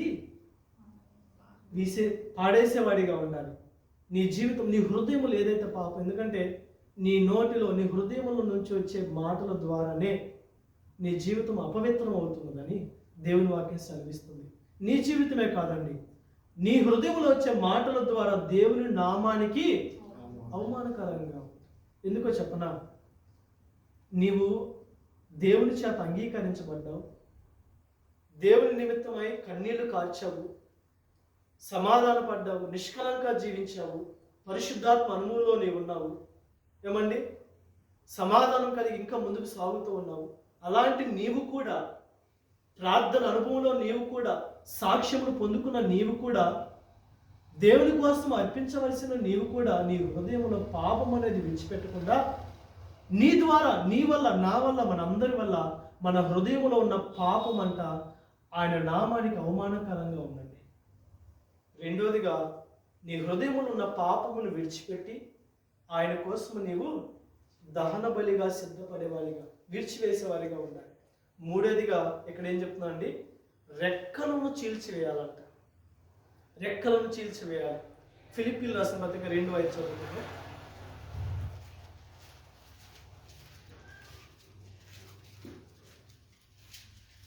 క్రీస్తు యేసునకు కలిగిన ఈ మనస్సు మీరును కలిగి ఉండి, ఆయన దేవుని స్వరూపము కలిగిన వాడై ఉండి దేవునితో సమానముగా ఉండుట విడిచిపెట్టకూడని భాగ్యమని ఎంచుకొనలేదు గాని మనుషుల పోలికగా పుట్టి దాసుని స్వరూపమును ధరించుకొని తన్ను తాను రిక్తునిగా చేసుకున్నాడు. మరియు ఆయన ఆకారము కనబడి మరణము పొందునంతగా, అనగా శిలువ మరణము పొందునంతగా ఏమండి విధేయత చూపాడంట. తన్ను తానేం చేసుకున్నాడంట? తగ్గించుకున్నాడంట. ఈ దినాన ఏమండి మనం అంటాం కదా, రెక్కలు ఎగరేస్తున్నారని చెప్తున్నాం కదా. ఎలాంటి స్వభావంతో? గర్వపు హృదయంతోనండి. ఏమండి, గర్వపు హృదయంతో ఈ దినాన గర్వము దేనికండి సూచన? నాశనానికి సూచన. ఒక్క అడుగు ఇంక దేవుని దగ్గరకు వచ్చేసాము అన్న విధానంలో వచ్చేసి కూడా ఆ గర్వం ఉండటం వల్ల పడిపోయే స్థితిలో ఉన్నారండి. నా ప్రియమైన సంగమా, గర్వం మన జీవితంలో ఉండకూడదండి. సాక్షాత్తు దేవాది దేవుడే, సృష్టికర్త అయిన దేవుడే ఎంత తగ్గింపు తన హృదయముతోటి తన్ను తాను అంగీకరించి తన్ను తాను సమర్పించుకొని ఏమండి సిలువకు అప్పచెప్పుకున్నాడే. ఈ లోకములో, విశ్వాసములో, ఈ యొక్క విశ్వములో మనిషిగా మట్టి పురుగు ఉన్న నీవు ఆయనకి ఎంతటి వారండి? మనం గుర్తింపులో ఉండవలసిన వారు మనం కాదు. అలాంటి గర్వపు హృదయంతో మనం జీవిస్తూ ఉంటే ఆయనకి దహన బలిగా ఎలా ఉంటామండి? దహన బలిగా ఎలా అంగీకరిస్తానండి? నా ప్రియమైన సంగమా, నేను అంశము ముగిస్తాను క్లియర్గా ఇప్పుడు మీకు చెప్పి. మొదటిగా దహన బలి నిమిత్తము నువ్వు సిద్ధపరచబడ్డావు, దేవుని సేవ నిమిత్తము సిద్ధపరచబడ్డావు, దేవుని పని నిమిత్తము సిద్ధపరచబడ్డావు. నీకు మంచి సంఘాన్ని ఇచ్చాడు, నీకు మంచి ఆరాధన క్రమమునిచ్చాడు, నీకు మంచి సేవకులను ఏర్పాటు చేశాడు, నీకు ఒక మంచి సావాసాన్ని ఇచ్చాడు, నీకు ఒక మంచి బోధనిచ్చాడు. ఏమండి, ఈ సావాసంలో గడుపుతున్న నీవు దేవునికి సమర్పణ నీ జీవితాన్ని అర్పించావా? దేవుని కోసం నువ్వు ఒక పావును వలె దహన బలిగా నువ్వు నీ జీవితాన్ని అర్పించుకునే స్థితిలో ఉన్నావా? దహన బలిగా నువ్వు సిద్ధపరచబడాలి అంటే ఏమండి, ఇంపైన సువాసనగా నువ్వు మార్చబడాలంటే, దేవుడు అంగీకరించే సువాసనగా నువ్వు మార్చబడాలంటే, నీ జీవితంలో ఏవైతే దేవునికి ఇబ్బందికరమైన ఉన్నావో, దేవుని యొక్క తలాంతులు కాకుండా నీ తలాంతులు పనిచేస్తుంటే దేవుని కోసం విరిచేవారిగా నువ్వు ఉండాలి. నా ప్రియమైన సంగమా, సమర్పణ ఒకసారి చదువుకుందాం. మూలవాక్యాన్ని పెట్టండి. రోమాపత్రిక 12:1. కాబట్టి సహోదరులారా, పరిశుద్ధమును దేవునికి అనుకూలమునైన సజీవ యాగముగా మీ శరీరములను ఆయనకు సమర్పించుకొనుడని దేవుని వాత్సల్యమును. చాలండి, మన శరీరాలను ఆయనకు సమర్పించుకునే వారిగా ఉండాలి. యాజకుడు ఏం చేశాడు? 3 విషయాలు చేశాడు. 3 విషయాలు. మొదటి తలను విరిచేశాడు, పావులంది.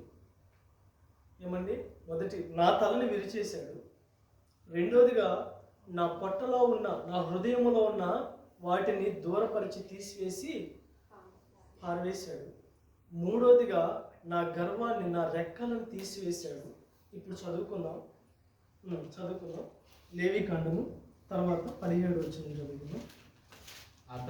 అతడు దాని రెక్కల సందున దాన్ని చీల్చవలెను గాని అవయవ భాగములను విడదీయకూడదు. యాజకుడు బలిపీఠము మీద అనగా అగ్ని మీద కట్టెల పైన దానిని దహింపవలెను. అది ఏదండి దహన బలి? అది దహన బలి. చదువుకున్నాం. అనగా యెహోవాకు ఇంపైన సువాసన గల హోమం అంట. ఇది నీవు దేవునికి సువాసనగా మార్చబడాలంటే, నీవు నీ జీవితము దేవునికి ఇంపైన సువాసనగా నీవు మార్చబడాలంటే, దేవుడు నిన్ను మనస్ఫూర్తిగా ఇష్టపడాలి అంటే, దేవుని కోసం దేవుని నువ్వు సంతోష పెట్టాలి అంటే, దేవుని నువ్వు ఆనందపరచాలి అంటే, నీకు ఏదైతే పని అప్పగించాడు, నీకు ఏదైతే బాధ్యతలు అప్పగించాడు, ఏదైతే నీ కోసం ఏర్పాటు చేయబడ్డాడో, ఏమండి, ఆయన కోసము నీవు దహన బలిగా సమర్పించుకొని, అప్పుడే నీవు ఎప్పుడైతే దహన బలి సమర్పించుకుంటావో, నీ జీవితాన్ని సంపూర్ణంగా ఆయనకు అప్పగించుకుంటావో, అప్పుడే నీ జీవితము సంపూర్ణముగా సజీవ యాగముగా ఆయనకు సమర్పించుకున్న జీవితం అవుతుందండి. నా ప్రియమైన సంగమా, ఈ 3 విషయాలు ఒక్కసారి జ్ఞాపకం చేసుకో. ఈ 3 విషయాలు. దహన బలి అంటే ఈ లోకములో ఆయన కోసం పనిచేసే వారిగా సిద్ధపడాలి. నీవు మాట్లాడుతున్నా కానీ, నీవు ఎక్కడ పని చేస్తున్నా కానీ, నిన్ను చూసి నీ కుటుంబాలు మార్చబడాలి. నిన్ను చూసి అనేక బిడ్డలు మార్చబడాలి. నిన్ను చూసి ఆయన సంతోషించేవారిగా ఉండాలి. అప్పుడే నీ నిమిత్తము, నీ ప్రవర్తన నిమిత్తము ఒక్క ఆత్మ రక్షించబడిందంటే ఆయనకు సువాసన అండి. ఆయనకి ఇంపైన సువాసన అది. నీ ప్రవర్తన వల్ల, నీ జీవితము వల్ల ఏమండి, సేవకులే ఇదినా నేను చూస్తున్నాను, చాలామంది తగ్గింపు తన హృదయం లేకుండా మాటలు అనేస్తూ ఉన్నారు. దినాన సేవకులు, విశ్వాసులు పరిచారకులు, ఏర్పాటు చేయని బిడ్డలే. నేను ఒక మాట, నా హృదయంలో ఉండే తప్పు మాట నేను పలికితే ఎదురున్న మనుషులు కాదు, స్వయాన నా దేవుడే బాధపడతాడు. నేను పాపము గుండా వెళితే స్వయాన దేవుడే బాధపడతాడు అని చెప్పి ఆ జ్ఞానంలో ఉండకుండా ఈ దినాన అనేక బిడ్డలు పడిపోతున్నారండి. అలాంటి జీవితాలతో అలాంటి జీవితాలతో మనం జీవిస్తూ ఉంటే దేవునికి మన జీవితము ద్వారా ఇంపైన సువాసన ఆయనకి ఎలా కలుగుతుందండి? ఎలా కలుగుతుంది? అందుకనే నా ప్రియమైన సంగమా, పావురం వలె నీవు దహన బలి కోసం సిద్ధంగా ఉంటే నీ హృదయంలో, నీ జీవితంలో, నీ తలాంతుల్లో ఉన్న ప్రతి 3 విషయాలు తీసుకొని ఆయన కోసం ఇంపైన సువాసనగా మార్చబడాలని దేవుని వాక్యం సెలవిస్తుంది. లేవి కాండము అంతా ఏం చేస్తుంది తెలుసా? పాపము నిమిత్తం ఏ పాపము చేస్తున్నామో, ఏ పాపము అయితే చేశామో దాని నిమిత్తము దహన బలులు అర్పిస్తూ ఉన్నాం. ఈ దినాన కొత్త నిబంధనకు మనం వచ్చాం కాబట్టి ఇప్పుడు కూడా ఎన్నో పాపాలు కూడా మనం వెళ్తూ ఉన్నాం, ఎన్నో విధాలుగా మనం వెళ్తూ ఉన్నాం, ఆయనకి ఇబ్బందికరమైన జీవితాలతో వెళుతున్నాం. మనల్ని పాపము ఏలుబడి చేస్తుంది ఈ దినాన. ఆ దినానైతే పాపము చేసిన వెంటనే ఏదో గొర్రెను తీసుకొచ్చి లేకపోతే పావురాన్ని తీసుకొచ్చి దహన బలిగా దేవునికి ఇంపైన సువాసనగా హృదయపూర్వకంగా అర్పిస్తాం. ఈ దినాన దహన బలులు అంగీకృతమండి. ఏమండి? కీర్తన గ్రంథం 51 చదువుకున్నాం.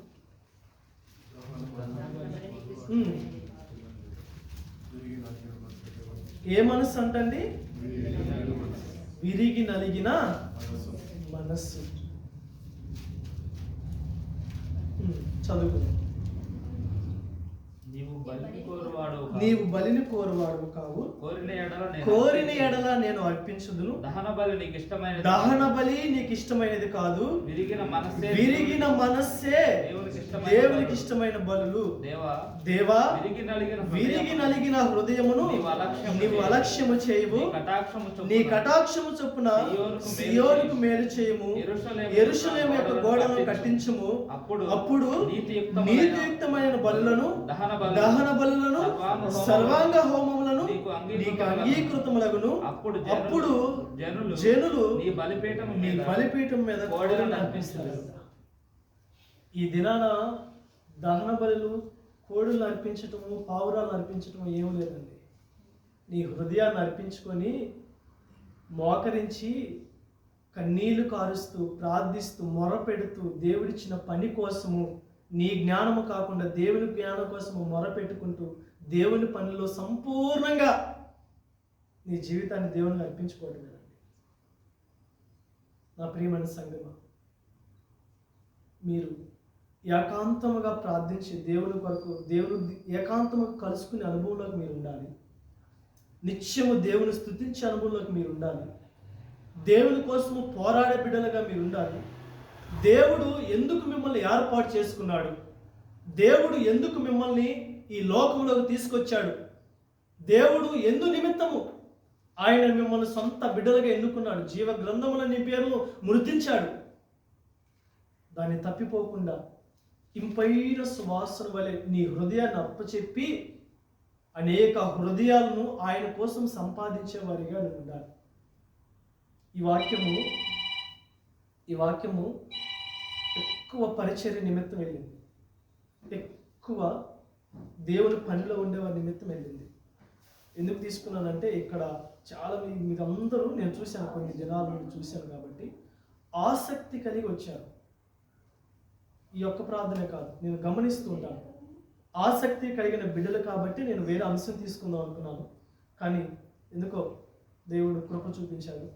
మీరు కూడా ఒక దహన వలె మీ హృదయాన్ని అర్పించి పావురం వలె ఆ లక్షణాలు లేకపోతే మార్చబడి దహన బలి కోసం సిద్ధపడి ఆయన బలిపీఠం వద్దకు వచ్చి ప్రశ్నించుకో, నన్ను దహించు ప్రభువా.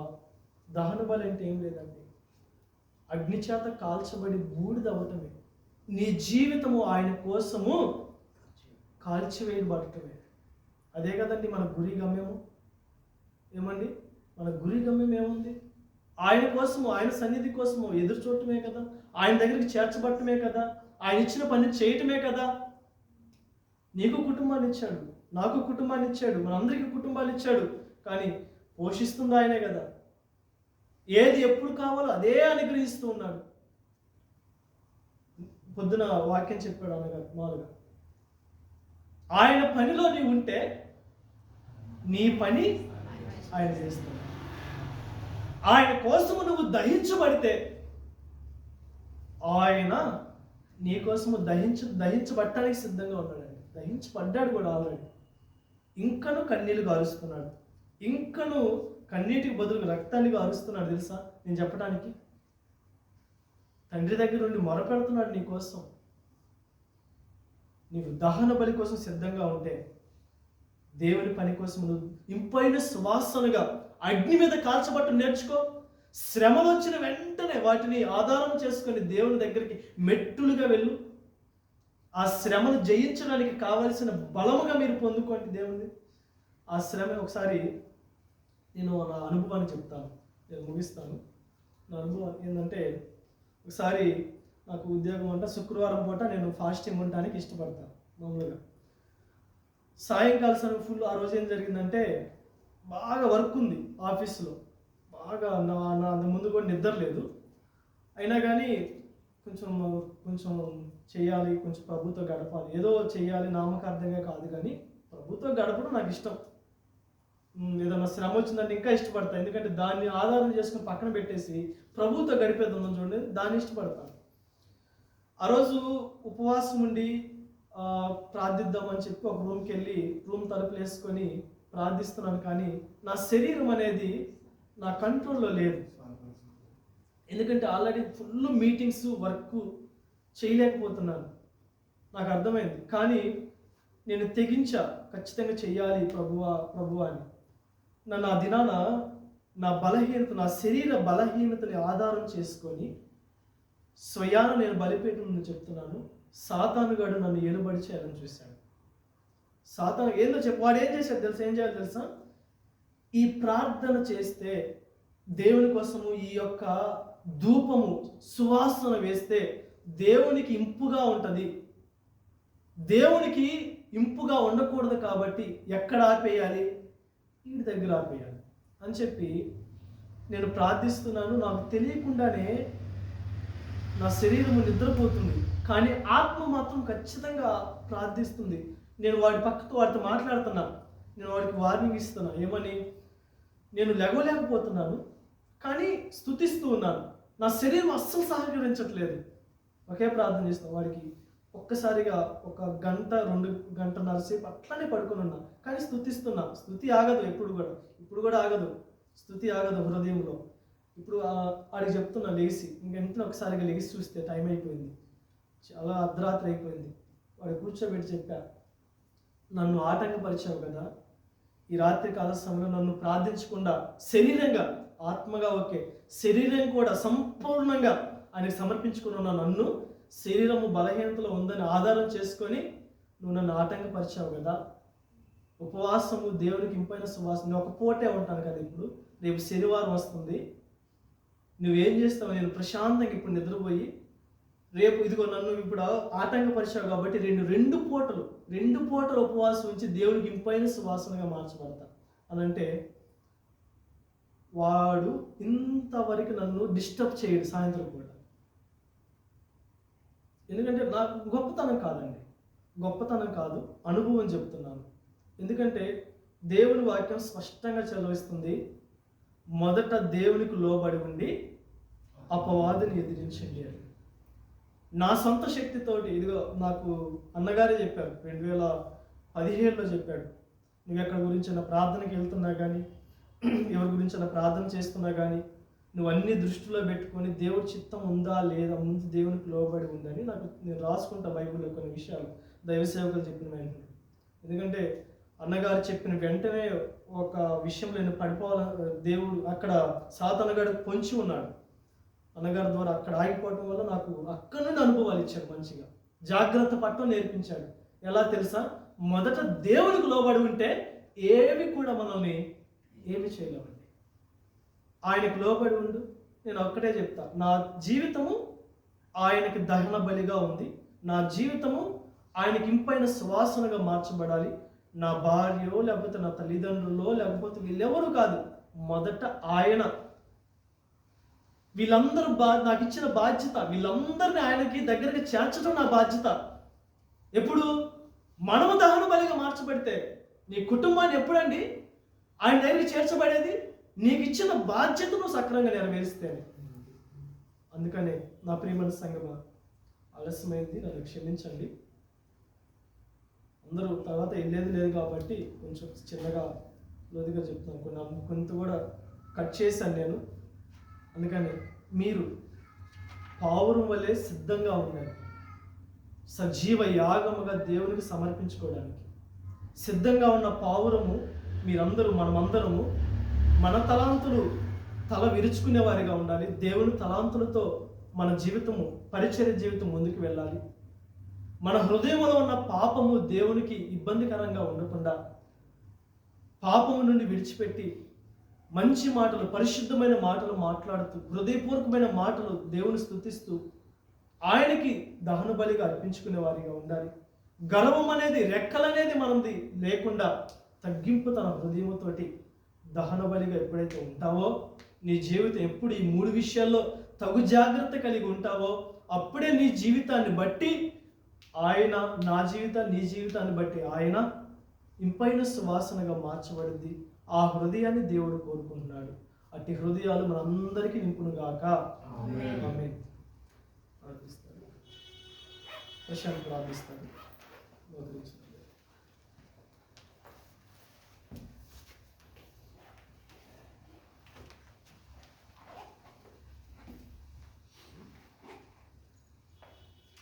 ప్రార్థన.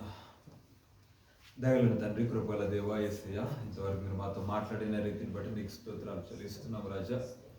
తండ్రి ప్రభువా, ఇగో ప్రభువా, నీ కొరకు అయ్యా తండ్రి మీరు మమ్మల్ని ఏ విధంగా చూడాలని ఆశపడుతున్నారో, అయ్యా మీరు మమ్మల్ని ఏ విధంగా చూడాలని మీరు మాతో, అయ్యా ఏ విధంగా మాకు దగ్గరగా రావాలని మీరు ఆశపడుతున్నారో మీరు మాతో తెలియజేశారు.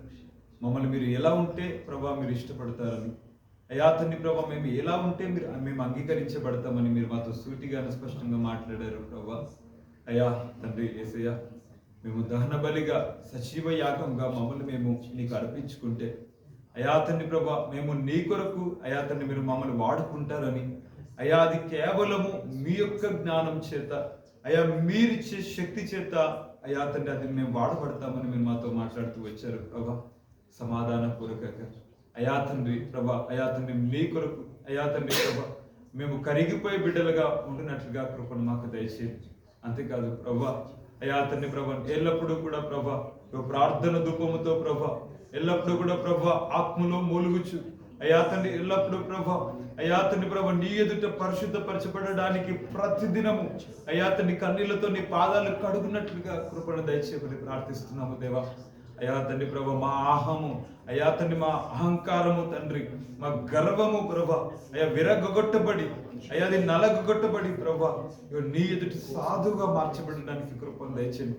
మేము అయ్యా తండ్రి మాకు మేముగా హెచ్చించబడకుండానట్లుగా ఇగో తండ్రి ప్రభా నీ ఎదుట అయ్యా తండ్రి ప్రభా నీ యొక్క హస్తము కింద అణిగిమణిగి ఉండడానికి అయ్యా మాకు నేర్పించమని కోరుతున్నాం. అయ్యా తండ్రి ప్రభా దేవ కృప చూపించండి. అయ్యా మీరు అంటారు ప్రభా అయ్యా మీరు అయ్యా మీ ఎదుట మేము అయ్యా తండ్రి ప్రభా తగ్గించబడి ఉంటే మీరు హెచ్చిస్తారండి ప్రభా. అయ్యా మమ్మల్ని మేము తగ్గించుకొని నీ ఎదుట మేము సాగిల పడుతూ అయ్యా తండ్రి ప్రభా అయ్యా గొప్పవాడు అయ్యా పరిచారకుడిగా ఉండాలని వాక్యం సెలవిస్తూ ఉంది. అయ్యా తండ్రి ప్రభా మేము నీ ఎదుట ఎల్లప్పుడూ కూడా అణిగిమణిగి ప్రభా ఉండడానికి కృపను దయచేయండి. మేము హెచ్చించిపోకుండాన్నట్లు ప్రభా మా గర్వమును తొలగించండి, చీల్చివేయండి ప్రభా, మా అహమును విరగొట్టండి దేవా. ఈ రాత్రి ప్రభా నీ ఎదుట మేము ప్రభా అంగీకార యోగ్యమైన ఒక పావురంలుగా మేము మార్చబడడానికి కృపను దయచేయండి. అయ్యా మీరు మమ్మల్ని చూసినప్పుడు అయ్యా తండ్రి ప్రభా అయ్యా విరగొట్టబడిన అయ్యా తండ్రి ప్రభా నలిగిన హృదయం గల వారిగా అయ్యా నీ ఎదుట అయ్యా తండ్రి ప్రభా ఒక అయా దహన బలికి అయ్యా తండ్రి ప్రభా అంగీకారం అయ్యా యోగ్యమైన రీతిగా మేము ఉండడానికి కృపను దయచేయండి. మా తలంపులు కాదు, మా ఆలోచనలు కాదు, మా క్రియలు కాదు మా తలాంతులు కాదు, మా గొప్పతనం కాదు దేవా, అసలు మీరు మాతో ఉండకపోతే మేము ఏమీ చేయలేము అయ్యా. తండ్రి శక్తి లేకపోతే అసలు మేము ఊపిరే పీల్చలేమని వాక్యం సెలవిస్తోంది తండ్రి. మేము ఈ దినమున మేము ఉండడానికి కారణం మీరు. ఇవో మేము నీ సన్నిధిలో బ్రతుకుతున్నామంటే కారణమే మీరు. మాదంటూ ఏమీ లేదు ప్రభా, అంతా మీరు మాటలు చెప్తున్న కృపాన్ని మేము నమ్ముతున్నాం తండ్రి. మమ్మల్ని మన్నించండి, మా బలహీనతలన్నీ క్షమించండి. ఇగో మాలో ఏమైనా అవిధేయతలు ఉంటే, అయ్యా దోషములు ఉంటే, మాలో ఇంకా ప్రభా అసహ్యమైనవి ఇగో తండ్రి ప్రభా నీ దృష్టికి ఇగో ఇంకా ఏవైనా ప్రభా అయ్యా తండ్రి ప్రభా మాలో ఉండుంటే ప్రభా వాటన్నిటిని తొలగించి ఇగో ఈ ప్రభా ఈ రాత్రి అంగీకారయోగ్యంగా, పరిశుద్ధంగా, నిష్కపటముగా అయ్యా తండ్రి ప్రభా మచ్చలేని రీతిగా ఇగో ప్రభు పరిశుద్ధముగా నీ ఎదుట మేము అర్పింపబడినట్లుగా మమ్మల్ని మీరు స్వీకరించమని, మమ్మల్ని నీ రక్తంతో కడిగి మా దోషములన్నీ క్షమించి ఇగో ప్రభు నీ రక్తము మా మీద ప్రోక్షించి అతి పరిశుద్ధమైన రక్తంతో ప్రభా మమ్మల్ని కడగమని ప్రార్థిస్తాం. దహన బలిలో నీ కొరకు ప్రభా పరిమళ వాసముగా అయ్యా తండ్రి ప్రభా సువాసనగా మా జీవితాలు ఇగో నీకు ప్రభా తండ్రి నెమ్మదిని, సంతోషాన్ని ఇగో మా ద్వారా మీకు ఆనందము పుట్టే విధంగా మా జీవితాలు ఉండేలా కృపను దయచేయమని తండ్రి. ఇక్కడ వచ్చిన బిడ్డలందరిని బట్టి నీకు స్తోత్రాలు. మమ్మల్ని మా ప్రియులందరినీ మీరు జ్ఞాపకం చేసుకో అయ్యా తండ్రి ప్రభా నీ ఇగో దహన బలి కొరకు అయ్యా తండ్రి ప్రభా నీ ఎదుట మేము నీకు అయ్యా మీకు అర్పించుకోవడానికి మమ్మల్ని మీరు సిద్ధపరచండి. మా దోషములన్నీ క్షమించి ఇగో తండ్రి ప్రభా నీ ఎదుట మేము చక్కగా నిలబడినట్లుగా అయ్యా, నీ ఎదుట అయ్యా సిద్ధపరచబడిన రీతిగా నిలబడినట్లుగా అయ్యా మాకు సిద్ధపాటును దయచేయమని తండ్రి. ఇంతవరకు మాట్లాడిన రీతిని బట్టి నీకు కృతజ్ఞతాస్తుతులు స్తోత్రాలు చెల్లిస్తూ నజరుడు యేసు నామములో ఈ ప్రార్థన వేడుకొని సమర్పిస్తున్నా నా ప్రియ పరమ తండ్రి. ఆమేన్.